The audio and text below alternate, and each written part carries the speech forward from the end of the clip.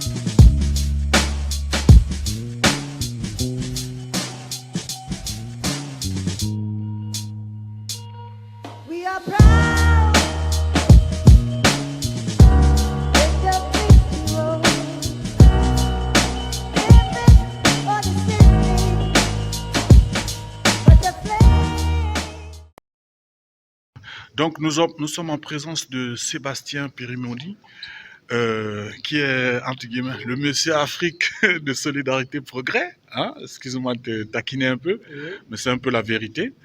Voilà, tu es responsable du site afriquedufutur.com. Voilà. Alors c'est pas pour ça que je t'interviewe, c'est vraiment pour la journée d'aujourd'hui. Est-ce que tu peux présenter rapidement, avant que ça recommence, Solidarité Progrès et la journée d'aujourd'hui? Alors aujourd'hui, c'est la journée de rentrée de la conférence de rentrée de Solidarité et Progrès. Et Solidarité et Progrès, pour ceux qui ne connaissent pas, c'est un parti qui a été fondé par Jacques Cheminade. Jacques Cheminade, c'est un homme politique français qui, dès les années 70, a engagé un combat contre l'oligarchie financière. Parce que dès l'époque, il avait vu que cet empire financier allait se développer partout, et c'était déjà le cas à l'époque. Il a soutenu le mouvement des non-alignés. Donc tous ces pays à l'époque qui voulaient un développement sud-sud, ne pas choisir entre la Russie et les États-Unis, créer des banques de développement dans leur propre pays pour se développer, mentionnons Modibo Keïta qu'il a fait par exemple. Donc il soutenait toute cette dynamique d'États-nations qui se donnent les moyens de leur propre développement. Et donc, bon, il a été énormément attaqué dans les années 70, 80, mais ça n'a pas empêché de se présenter par surprise à l'élection présidentielle de 95, et c'est de là qu'on peut dire qu'il est connu, puisque dans sa première élection en 95, il dit voilà, il dénonce la France-Afrique. Justement, on a été surpris à la dernière présidentielle, il a critiqué le franc CFA. Oui, il a osé. Non, il Oui, n'a pas mais critiqué, il a attaqué il a violemment. attaqué. Parce que dès C'est waouh. 95, il est le premier, on a les images d'archives, qui dénonce les valises, les mallettes, la France-Afrique, la corruption qui se passe dans son continent, au-delà aussi du FMI, de la Banque mondiale, mais aussi toute cette France-Afrique qui est très très imprégnée à l'époque.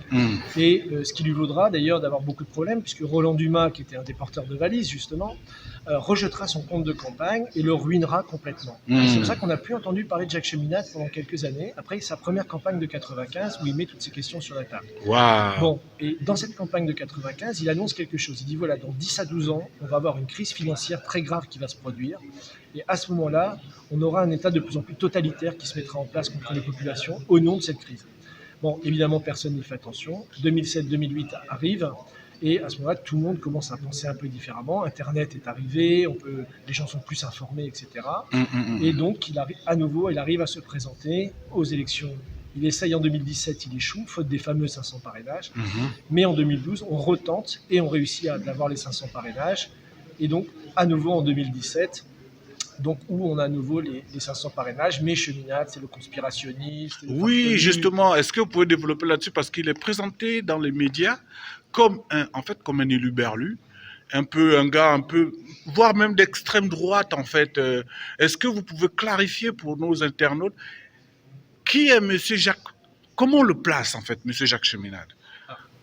Disons, le placer par rapport à l'échiquier actuel, c'est très difficile. Cheminade défend 3 héritages en France. Le christianisme social, il en a parlé ce matin, cette tradition des papes qui avaient une tradition sociale et qui voulaient mettre fin justement, disons, aux industries qui exploitaient les masses finalement.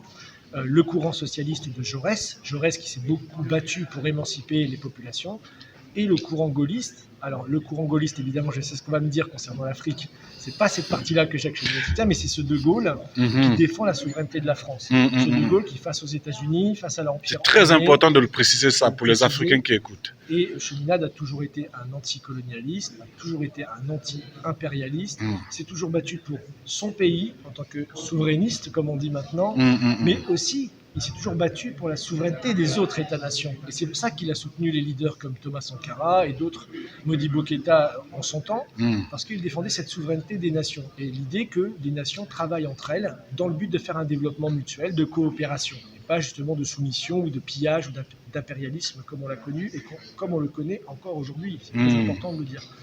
Donc il est, oui, considéré comme un souverainiste, on va dire, mais avec différentes sources. Vous savez, rien n'est fixe. Il y a le courant socialiste, le gaullisme de rupture, comme il dit, et le christianisme social. Donc ces courants font partie de notre État, font partie de l'État-nation souverain français. Et donc il essaie de les réunir justement dans tout un courant et d'un mouvement pour reprendre le contrôle. Parce que il faut bien voir qu'on a un point commun aujourd'hui avec les États, si je prends les États africains francophones par exemple, sont sous tutelle financière, ce que j'appelle moi la curatelle financière. Ils n'ont pas accès à leur crédit, à leur monnaie, à leurs réserves, etc.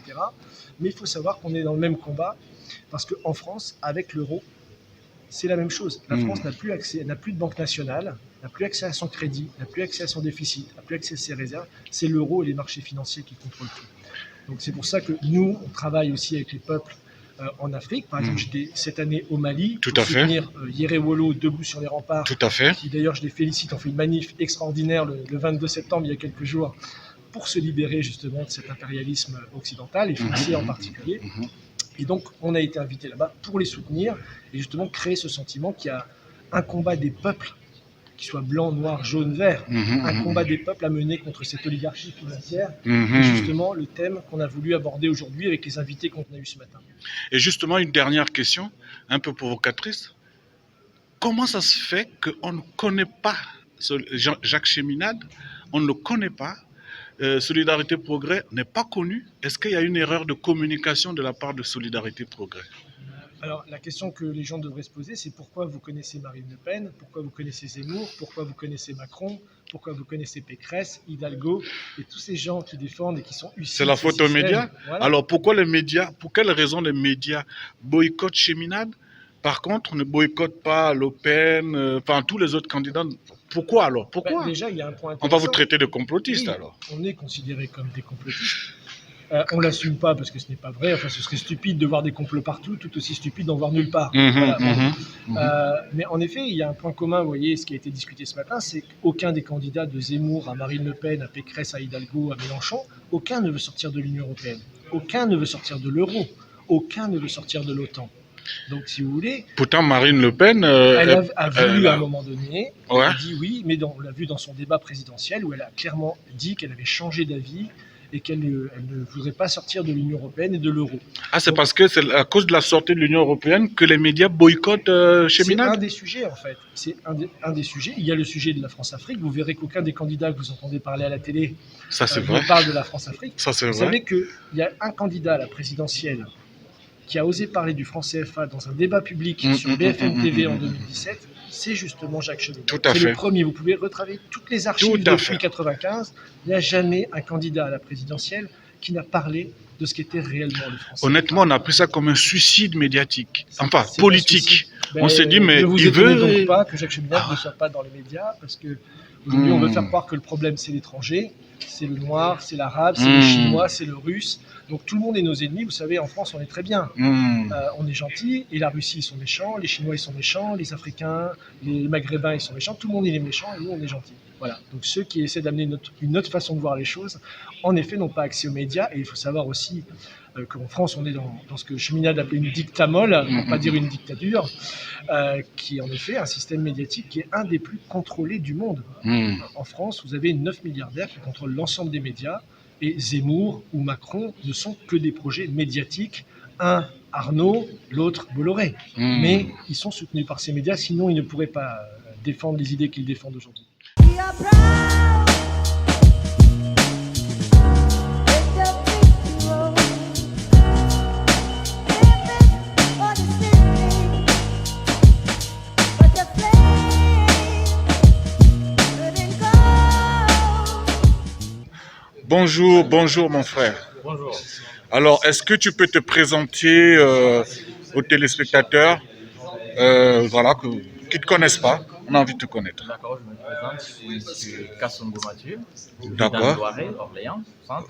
D'accord. Je suis membre des Solidarités Progrès. Justement, est-ce que vous pouvez nous présenter pourquoi vous avez adhéré à Solidarité et Progrès? C'est quoi Solidarité et Progrès en fait? Solidarité Progrès, c'est un parti politique, gaulliste de gauche.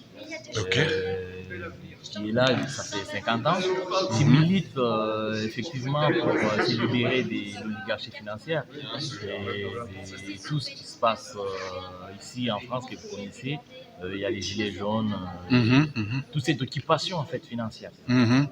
Et C'est un parti qui défend les idées et j'ai adhéré par rapport aux idées parce que je suis politologue de formation, D'accord. je suis internationaliste, donc c'est plus aux idées que j'ai adhéré que au discours. d'accord. Et vous avez dit que c'est de gauche, c'est ça? Gauche, ouais. Alors que votre leader, souvent, il est décrit dans les médias comme quelqu'un pas à droite, mais un peu, enfin, on ne sait pas très bien.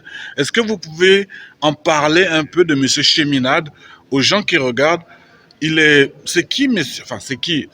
Cheminade? C'est surtout comment il se place, comment vous le placez. Vous l'avez dit à gauche. Est-ce que vous pouvez expliquer ça? Monsieur Cheminade, aujourd'hui, si je peux le décrire, c'est en quelque sorte comme si c'est le prophète en fait de la France, parce que c'est le monsieur qui a dit, la bulle financière, qui a dit que attention, il y aurait la crise financière et tout ça. Ça, il a dit bien avant. Et quand c'est arrivé, tout le monde lui a donné raison. Et c'est quelqu'un qui prône aujourd'hui. Pourquoi M. Jacques Cheminade? Parce que la politique de M. Jacques Cheminade, c'est allié à la politique de la route de la soie. Donc le plan Marshall pour l'Afrique. Donc c'est un parti qui est international. On n'est pas limité que par rapport à la France. On s'ouvre aussi au monde. Ok, ok. Et vous avez posé une question tout à l'heure pendant la conférence, comme quoi on ne sait pas très bien comment se place Solidarité et Progrès politiquement. J'ai envie de vous poser la même question en fait. La politique est dynamique. Je réponds, j'ai vite compris Oui. ce que vous allez me poser comme question. Allez-y. Elle est dynamique, la politique. Avant, en France, il n'y avait que deux partis. D'accord? Il y avait la gauche et la droite. Mais il suffit d'un Macron qui a bouleversé la tendance. Tout à fait. Donc aujourd'hui, Ça n'est fini, cette histoire de je suis des gauches, je suis du Exactement. centre, je suis du milieu. Mhm. Voilà, aujourd'hui, on doit conceptualiser la politique par rapport aux engins du 21e siècle aussi, qui est là et tout ça. Donc, on doit faire force on doit s'allier avec les autres partis aussi. Pour gagner l'élection aujourd'hui en France, il ne suffit pas d'être seul, avec des autres. Alors qu'ils soient des gauches, des droites, du milieu, l'union fait la force. We are proud. It's the big road. Living for the city. Bonjour monsieur. Alors, est-ce que vous pouvez vous présenter aux téléspectateurs? Voilà, qui êtes-vous? Alors bonjour, je m'appelle Benjamin Bach et je suis militant Solidarité et Progrès, le parti de Jacques Cheminade depuis 15 ans.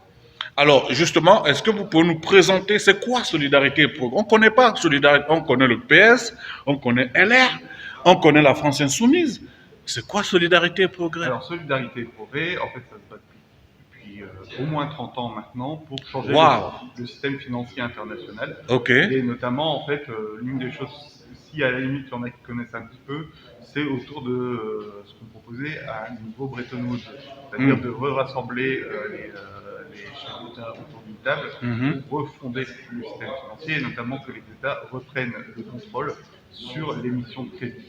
Ok. Parce que le crédit, ça se fait pas juste avec de l'argent existant, ça se fait avec de l'argent qui se crée. Et la question, c'est qui contrôle la création d'argent et surtout quel est l'objectif de votre création d'argent. C'est toujours la question qui se pose.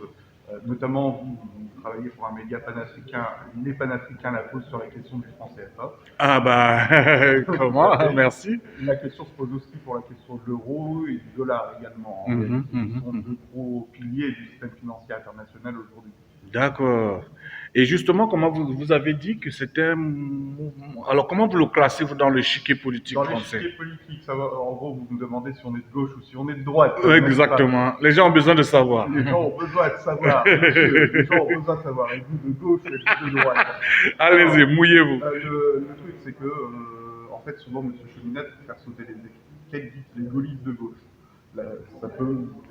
Certes, on dit ça pour faire sauter les étiquettes, mais en réalité, ça veut dire quoi? Alors, on est attaché au service public, on est attaché à la justice sociale, on est attaché à l'indépendance nationale et on est attaché à la souveraineté. Donc, essentiellement, c'est ça que ça veut dire. Et pourquoi on s'appelle Solidarité et Progrès? Il y a progrès dedans, c'est que la question du progrès technologique, pour nous, le progrès technologique, ce n'est pas un méchant, il doit être mis au service de tous ces éléments dont j'ai parlé avant. Très bien.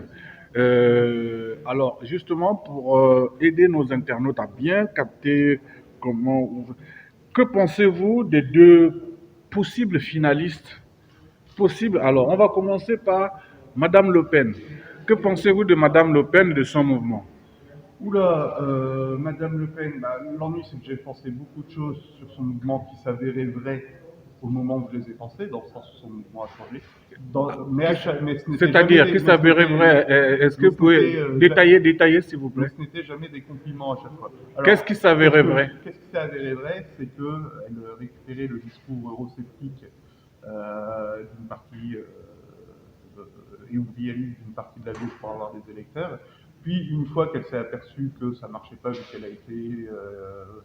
elle s'est fait exploser en 2017, mais pas à cause du discours ouvriériste en question, mais parce qu'elle n'avait pas préparé le débat en plus, elle s'est mise à retourner aux vieilles lunes du parti, c'est-à-dire pro-Union européenne, mais comme, entre guillemets, comme civilisation blanche, même si elle ne l'a pas dit comme ça. Mais en gros, c'est plus ou moins C'est très important ce que vous venez de dire. Parce qu'elle a viré tout l'euroscepticisme. Parce qu'une nation comme la France, elle s'est créée de toute manière par la diversité. Et par contre, lorsque vous parlez de civilisation européenne, etc., en général, c'est que vous identifiez un Roumain avec la civilisation française, par exemple. Alors, attendez. On va échanger sur ce volet-là parce que c'est ça qui intéresse. Vous dites que la civilisation, la civilisation française s'est créée par la diversité, c'est-à-dire c'est ce que disait Mélenchon et donc Zemmour n'était pas d'accord il y a 2 jours. Est-ce que je peux développer? Allez-y. Alors, la question, c'est que par la diversité de population, alors je ne suis pas démographe, donc je ne peux pas forcément fournir une étude de comment les populations se sont croisées en France. Mhm. Ce que je dis juste, c'est qu'il y a eu très souvent des immigrations en France, et que même idéologiquement la France, même à des époques où c'était plus dur de percer en tant que minorité, on a eu des généraux issus de peuples africains. Mhm, Le général Dumas. Mhm. On a eu des chevaliers africains, le chevalier de Saint-Georges, qui était d'ailleurs un grand nom de la Révolution française, dans ce sens-là. Donc, c'est en ce sens-là que j'estime que la France est issue d'une certaine diversité et d'un dialogue des cultures. Pourquoi je différencie ça avec l'idée de civilisation européenne? Je ne vais pas dire qu'il n'y a pas de civilisation européenne. Ce que je dis juste, c'est que l'idée de civilisation européenne, c'est un raisonnement pré-État-nation, c'est un raisonnement d'une époque féodale, où les gens sont, de par la nature du système, attachés à une terre. Donc du coup, si les gens sont attachés à une terre, on voit forcément d'un mauvais œil que quelqu'un d'autre arrive. C'est féodal. Et je pense que dans le fond du raisonnement du RN, il y a ça. En tout cas dans l'aspect je ne veux pas voir de gens rentrer, je ne veux pas que ça change, etc. Ou pire, dans la fameuse théorie dite du grand remplacement, où il se plante. On y Donc, va. je vais dire pourquoi il se plante à mon avis, c'est que il se trompe de remplacement. C'est-à-dire le prochain remplacement, ce sera l'intelligence artificielle. Ce ne sera pas si vous pensez que le grand remplacement ce sera les musulmans ou les Africains, bah, c'est trop tard, il y en a déjà, mais le prochain... C'est pas moi qui le pense. Les sondages donc, disent, justement, créditent même Éric Zemmour, qui est sur ce rayon-là. Il a gagné, je ne sais plus, je crois qu'il est à 10% maintenant. C'est-à-dire que c'est les Français qui pensent ça. C'est pas moi qui le pense. Je pense, dans les sondages. Malgré ce que disent les sondages, je pense que les Français pensent différemment de ce que pense Éric Zemmour. Je vais expliquer pourquoi. C'est la question, par contre, et je pense que c'est très important de le dire comme ça, c'est que la France est un pays qui se désindustrialise. Donc, les gens qui disent aux Français « vous devez vivre ensemble avec votre population » sont souvent des gens qui, eux, n'ont pas le faire. Et donc, ces populations qui ne sont pas forcément habituées, pour le coup, à vivre ensemble, même si la France a été construite par de la diversité, eh ben, on leur dit « débrouillez-vous ».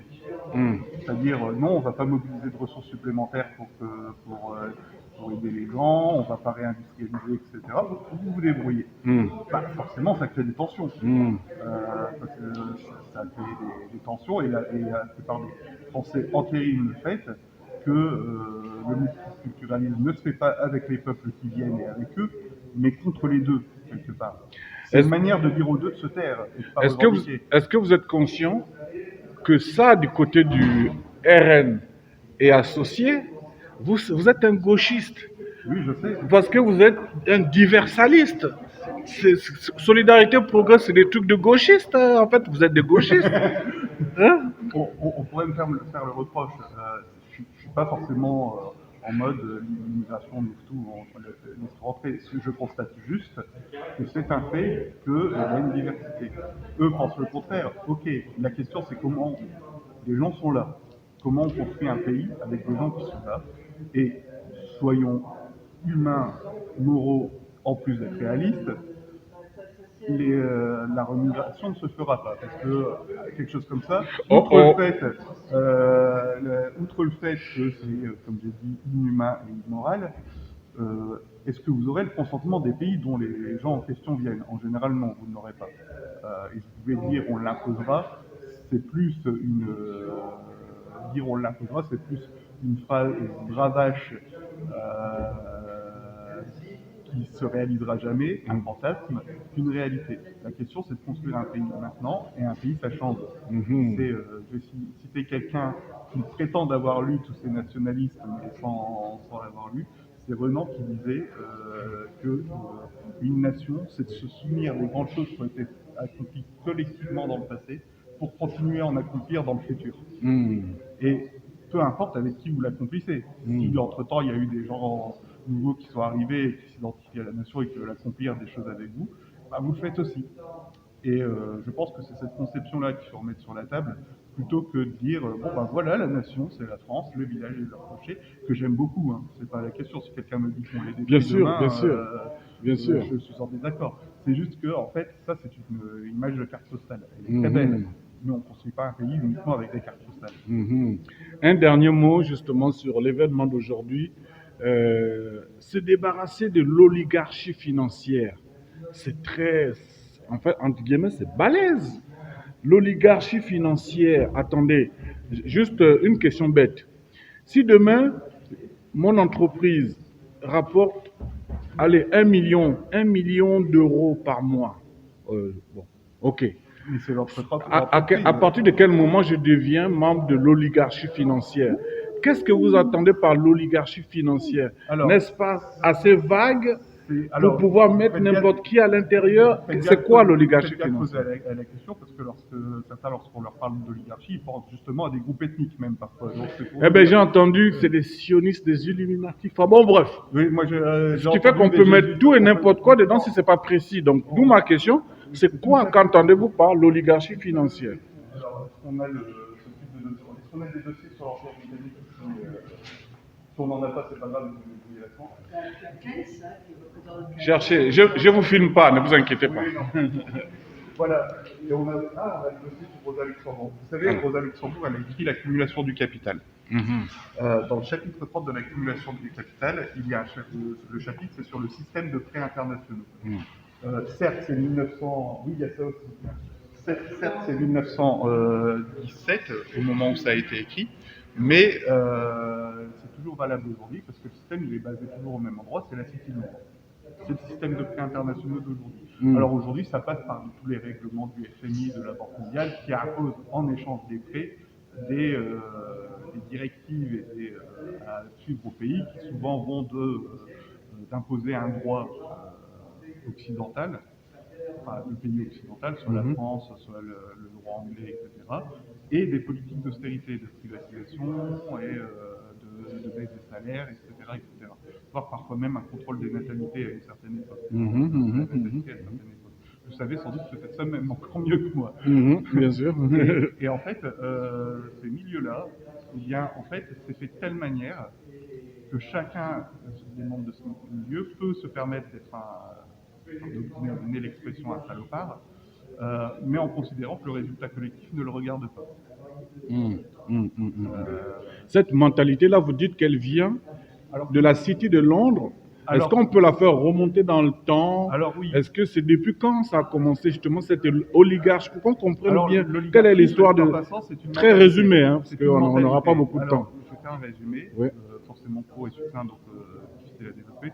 Vous l'avez dit vous-même, l'oligarchie, c'est plus une mentalité que des gens en tant que tels. On peut remonter en fait à la République de Venise qui contrôlait les cours de l'or et de l'argent à l'époque médiévale. Il y a même eu une croisade qui s'appelle la croisade vénitienne, qui est la 4e, qui n'a d'ailleurs pas à l'époque été dirigée contre le monde musulman, mais contre d'autres chrétiens qui étaient les chrétiens de l'Est, les futurs chrétiens orthodoxes de l'époque. Et avant Venise, il y avait Rome, en sachant que Venise se revendiquait de la Rome antique. Alors, il y avait quelques éléments intéressants dans la Rome antique, c'est pas le problème. Oui, il y tout avait, à fait. Il y avait aussi À l'époque de la Rome antique, il y avait déjà cette il y avait aussi ce mentalité-là. type de mentalité par l'oligarchie. par toutes les guerres qui se sont faites, les guerres des Gaules, la guerre pour prendre le contrôle de l'Égypte, prendre le contrôle de la Judée, même les guerres pour prendre le contrôle de l'Angleterre. L'idée qu'ils avaient d'avoir une hégémonie mondiale à l'époque, parce que pour eux le monde ça se résumait à l'Europe et au bassin méditerranéen. Il y avait une mentalité oligarchique comme ça aussi. Alors, le truc c'est que quand vous remontez, vous pouvez toujours remonter plus. Vous montez oui, mais en fait, à l'Empire perse, aux Babyloniens. Oui, non, mais en fait, moi, ce qui m'intéresse, c'est vraiment le lien entre l'oligarchie financière qu'on a aujourd'hui, c'est-à-dire pour pouvoir les identifier. Attendez, je termine. Pour pouvoir les identifier, il ne faut pas que ça reste un concept flou comme ça, des gens qui nous dominent, voilà. Oui, non, mais justement, comment historiquement on va les lier, justement, par exemple, à la Rome antique? Quels sont les individus qui ont pu générer une descendance, passer d'enfant en enfant, jusqu'à produire l'oligarchie qu'on a aujourd'hui? Est-ce que c'est des individus identifiés ou bien... À certaines époques, il y a des identifications, mais ce n'est pas des individus génétiques. En ce Ah, sens-là, un ok. oligarque d'aujourd'hui n'a aucun lien commun, lien génétique avec un oligarque d'il y a 2000 ans. C'est Ok. très important à savoir. Ok. C'est une question philosophique. C'est une question philosophique pour expliquer la notion. Pendant la Rome antique, justement, il y a eu un type qui s'appelait Hieron d'Alexandrie, Ok. qui a proposé la première machine à vapeur. Tout le Sénat romain a voté non à l'époque. Pourquoi? Parce que c'était pas la peine d'avoir une machine à vapeur, en plus de la payer pour la faire, parce qu'il fallait la fabriquer, donc il fallait payer, alors qu'on a des tonnes d'esclaves qui font le boulot à notre place.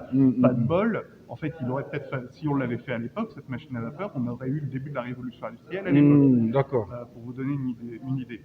Eh bien, ceux qui ont voté contre la machine à vapeur à l'époque, alors qu'elle aurait pu libérer des tonnes de gens au sens propre, parce que c'était mettre fin à l'esclavage, en ce sens-là, il y a une mentalité d'oligarque, parce que certes, c'était la fin de l'esclavage, mais c'était aussi le fait d'accepter qu'une découverte faite par l'être humain pouvait changer l'ordre social. Et ça, c'est deux points dans la mentalité oligarchique qui existe, y compris aujourd'hui, parce que aujourd'hui, les oligarques d'aujourd'hui sont un peu plus subtils, ils vont vous dire qu'ils sont pour la science, parce qu'il y a quasiment personne qui vous dit qu'il est contre la science aujourd'hui. La question, c'est qu'est-ce qu'il entend par là. Et c'est pour ça que maintenant qu'il est pour la science, en fait, maintenant il faut se restreindre, faut restreindre notre niveau de vie, alors que beaucoup de gens n'ont même pas le niveau de vie nécessaire. Au nom de l'écologie, l'écologie est un très beau bouc émissaire là-dessus aujourd'hui. On dit aux gens, pour l'écologie, vous devez accepter que votre niveau de vie reste bas, ou qu'il descende si votre niveau de vie est à peu près normal. Et en fait, c'est en ce sens-là où l'oligarchie est comme ça aujourd'hui. C'est vraiment mentalité, c'est vraiment une sorte de mentalité. C'est une mentalité. Et certes, il y a des bases comme la City, Venise, etc. Mais vous pouvez connaître des personnes qui partagent cette mentalité. Ça peut tout à fait transmettre à des gens pauvres, qui vivent en milieu ouvrier, etc. Parce que tout simplement, en fait, ça a été véhiculé. Et que répondez-vous aux gens qui, justement, face à cette imprécision,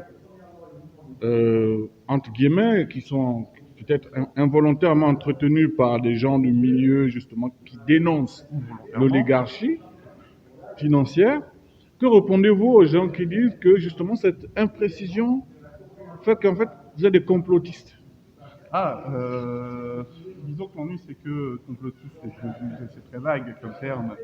C'est-à-dire que en 1965, il y a eu l'enlèvement de Mehdi Ben Barka, et la plupart des enquêtes concluent à une intervention de la CIA via le colonel Oufkir, qui était... oui, bien sûr.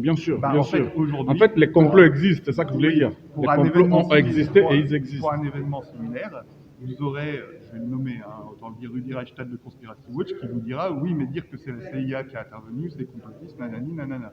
Sauf que bon, là, pas de bol, Rudi Reichstadt n'était pas né à l'époque, donc personne n'a osé dire aux journalistes français qui ont écrit qu'on soupçonnait une intervention de la CIA que c'était complotiste. Que les thèses sur l'assassinat de Ben Barka étaient complotistes.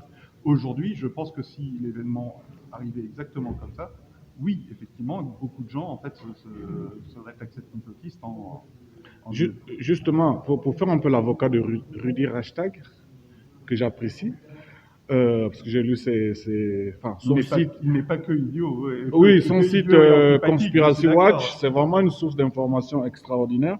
Et son dernier livre, effectivement, il est un peu insultant, c'est vrai.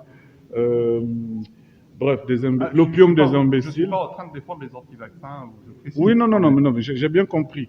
En fait, ce que je veux dire, c'est que quand il parle de complotisme, il ne dit pas que les vrais complots n'existent pas. Le colonialisme est un complot.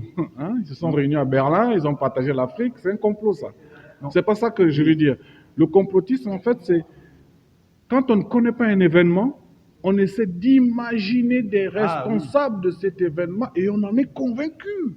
C'est dans ce sens-là que quand c'est l'oligarchie financière, quand c'est pas précisé, on se dit, voilà, il y en a, moi je viens d'une idéologie, c'était l'antisionisme. Eh bien moi, l'oligarchie financière, c'était les sionistes. D'accord. En fait, j'étais antisémite sans le savoir. Vous voyez? Eh bien, il y en a qui vont créer c'est des Illuminati. On peut partir dans des délires. C'est ça le complotisme. Oui. Et celui qui dénonce ça, il a raison. On ne peut pas dire que parce qu'il a prononcé le mot complotisme, qu'un mot utilisé par le système pour dire nanana. Ah oui, non, mais n'empêche qu'il a raison, quoi.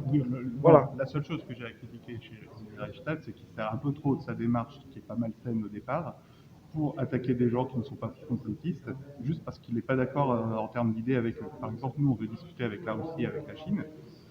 On est fiché sur son site parce qu'on est considéré comme possiblement complotiste ou agent russe de ce point de vue-là.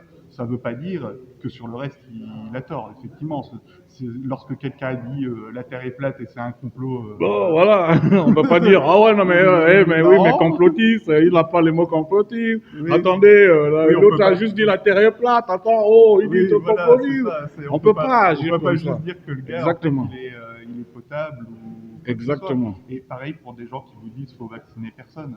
Ouais, Euh, ouais, le vaccin, la 5G, oui, ouais, la ça, puce, on va parler avec ça, les ça, Anunnaki, ça, ouais, je c'est suis- bon. Je suis d'accord. Ça, c'est mais du la- complotisme. mais Voilà. la question, c'est moi qui m'intéresse. Je sais que Rudy Reichstadt est un grand lecteur de Régis Debray, Mhm. qu'il admire beaucoup.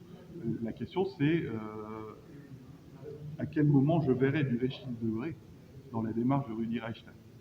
Ensuite, la question que lui devrait se poser, c'est que s'il y a des gens qui sont comme ça, à mon avis, il le sait, il connaît l'état du système éducatif, M. Reichstadt.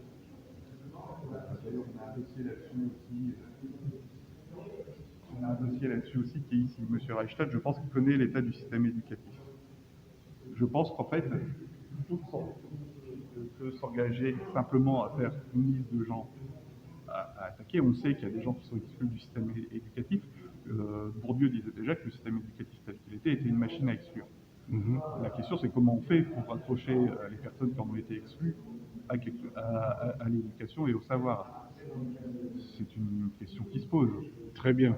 Juste une dernière question. Je m'excuse auprès des internautes parce qu'on a vraiment longtemps Désolé épilogué pour eux, sur désolé Rudy pour eux. Reichstag.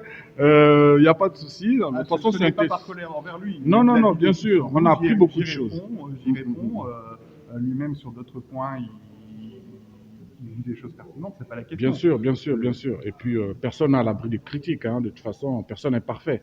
En fait, dernière question, pas de question, mais vraiment un dernier mot pour les internautes qui ont raté cet événement. Voilà. Qu'est-ce que, en conclusion, vous pouvez leur dire comme dernier mot? Qu'il y a encore l'après-midi à regarder, qui commence à 14h. L'événement qui sera sur les questions internationales et notamment comment on crée une coopération entre États-nations, entre autres, et les 50 prochaines années de la France. Là, ça, c'est la première chose à dire. Ensuite, évidemment, il sera mis en vidéo à un moment ou à un autre, donc là-dessus, vous pourrez aussi le revoir. Sur quel site? Solidaritéetprogrès.fr ou sur la page YouTube de Solidarité et Progrès. Ou alors sur la page Facebook de Solidarité et Progrès. Ça, c'est pour la retransmission de cet après-midi. Ok. Ensuite, ce que je peux dire, bien, c'est en fait effectivement de venir, mais une fois que ce sera terminé, de nous contacter et pour voir s'ils veulent militer avec nous. Et je n'ai pas le numéro de téléphone en tête. Attendez, faut que je regarde ça. 01 76, ça c'est le début, notez bien 01 76, et là je suis en train de galérer, 01 76 69 14 50. Voilà. Ça c'est le numéro de téléphone, 01 76 69 14 50, qui est le numéro de téléphone du bureau de Solidarité et Progrès, et en fait si vous voulez nous joindre, militer, faire des dons, parce que en fait ce qui manque aujourd'hui, ce qui nous manque c'est les moyens de nos idées. Et surtout, une chose qui, moi, me tient à cœur personnellement, être contre le pass, ce n'est pas juste, le pass sanitaire est une résistance, mais ce n'est qu'un début, ce n'est pas une fin. Vous êtes contre le pass sanitaire? Alors, Je suis vacciné, attention. moi aussi. Ah, Pas ok. pas à cause du vaccin, mais parce que le pass sanitaire a fait quelque chose de très pervers dans la population. Elle a fait croire à une population que faire rien, c'est-à-dire être juste contre le pass sanitaire et ne pas aller au bistrot, c'était résister. Résister, ce n'est pas ça.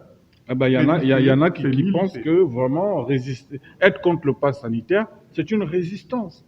On résiste, bon, on sort un peu du sujet, mais quand même, Mais bon. ça va avec ce qui crée le problème. C'est-à-dire, en gros, on met sa résistance dans des choses qui ne sont pas forcément un drame en tant que tel, même si sur le principe du pass en tant que tel, je ne suis pas pour éviter de parler du reste. Il y avait des soignants qui militaient pour avoir un meilleur système de santé. Ils ont eu un mal fou pour obtenir des gens, et boum, passe sanitaire, des tonnes de manifestations. On va parler justement de tout ça, pandémie, mais juste une conclusion pour l'événement, comme ça j'éteins, et Pour puis on l'événement va discuter de la pandémie, sinon ça va Alors, pour s'allonger. l'événement, regardez-le sur la page Facebook de SCP. Si vous n'avez pas le temps cet après-midi, vous l'aurez sur la chaîne YouTube de SCP. Et surtout, contactez-nous au 01 76 69 14 50 pour pouvoir militer, qui est le numéro de téléphone de Solidarité et Progrès. Ouais, vous serez appelé pour militer, vous serez appelé pour faire des dons, et vous aurez de quoi vous renseigner sur la question des idées, sur le programme qui est en ligne sur le site solidaritéprogrès.fr et sur les principes qui nous inspirent, comme par exemple ce qu'il y a dans le dossier sur Franklin Roosevelt, écrit entre autres, mais pas que, par M. Jacques Cheminade. Ok. En tout cas, monsieur, je vous remercie énormément et on reviendra justement pour vous interroger et d'autres personnes de Solidarité et Progrès pour qu'on puisse connaître justement de mieux en mieux votre mouvement. Merci beaucoup.